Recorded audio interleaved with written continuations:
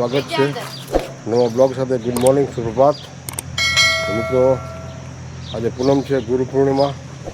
તો ગુરુના દર્શન કરવા જવાનું છે અને પૂનમ પણ છે એટલે માતાજીના દર્શન પણ કરવા જવાનું છે.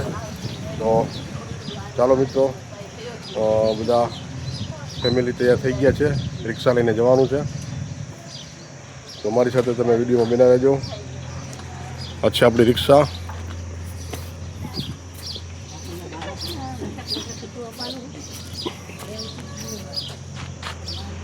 રિક્ષા લઈને જવાનું છે. મારી પાછળ મારી રિક્ષા છે, તમે વિડીયોમાં જોઈ શકો છો મિત્રો. તો ચાલો આપણે હવે રિક્ષા સ્ટાર્ટ કરીને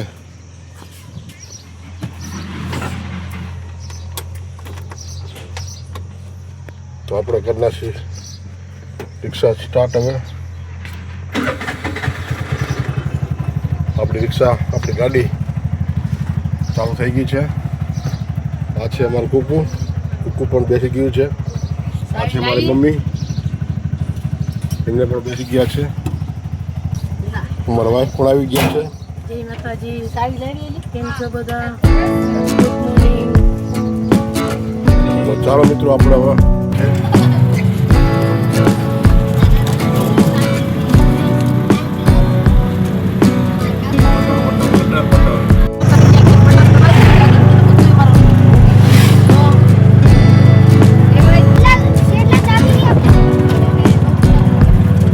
અમારા ગામનો રસ્તો આડો માર્ગ કહેવામાં આવે છે. અને હવે લગભગ 2 થી 3 કિલોમીટરની અંદર ધીમે ધીમે લટાર પટાર ચાલી રહી છે. સરસ મજાના ખેતર અંદર વાડીઓ છે. તો અત્યારે ઉનાળો કોઈ સિઝન નથી એટલા માટે કંઈ છે નહીં.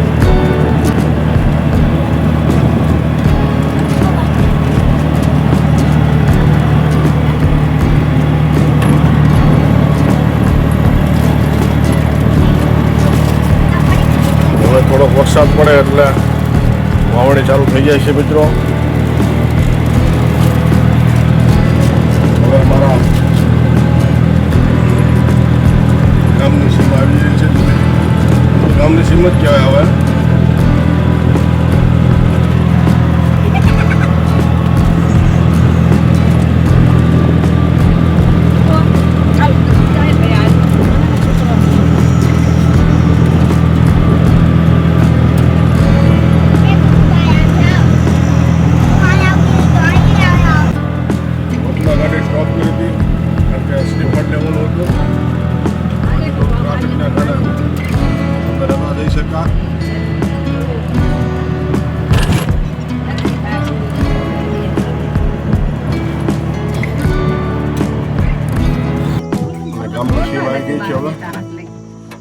આ છે અખાડો અને અમારે કુકુને નીચે ઉતરવાનું છે હવે.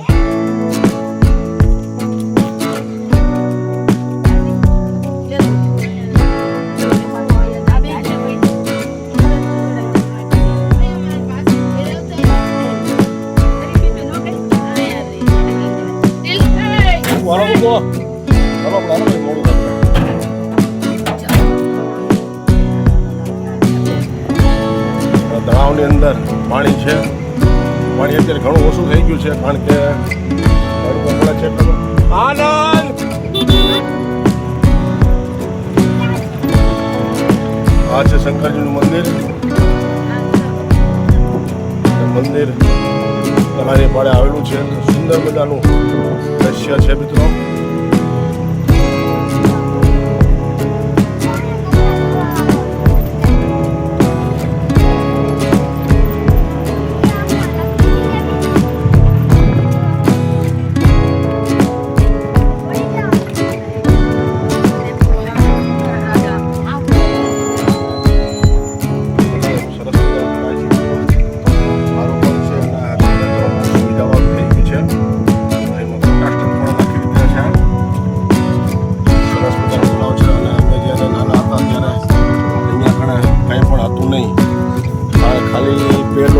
દેખાય પાણીનો.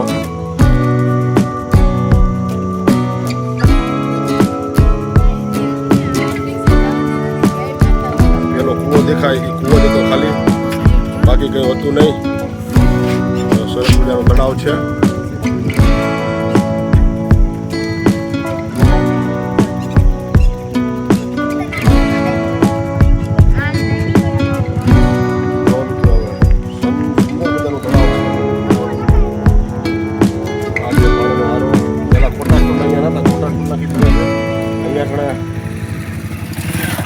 લુગડા ધોઈને ધોવાની સુવિધા પણ કરી નાખી છે અત્યારે. તો ઓલો રસ્તો ગામમાં જવાનો રસ્તો છે.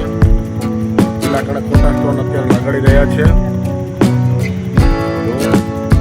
ખોટા સ્ટોલ ત્યાં લગાડી રહ્યા છે કારીગરો. સુંદર મજાનો તળાવ છે. તો આ તું અમારો ગામનું તળાવ જે વર્ષો જૂનું અત્યારે તો ઘણું મોટું થઈ ગયું છે. કારણ કે પહેલાં બહુ નાનું હતું. ચોકડી ખોદી ખોદીને મોટું કર્યું છે. કારણ કે પાણીનો સંગ્રહ વધારે થાય અને પાણી જાજુ ચાલે એટલા માટે. તો ખૂબ સરસ. અને હવે આપણે ઘર તરફ જઈએ મિત્રો. અને આ છે પ્રાથમિક શાળા.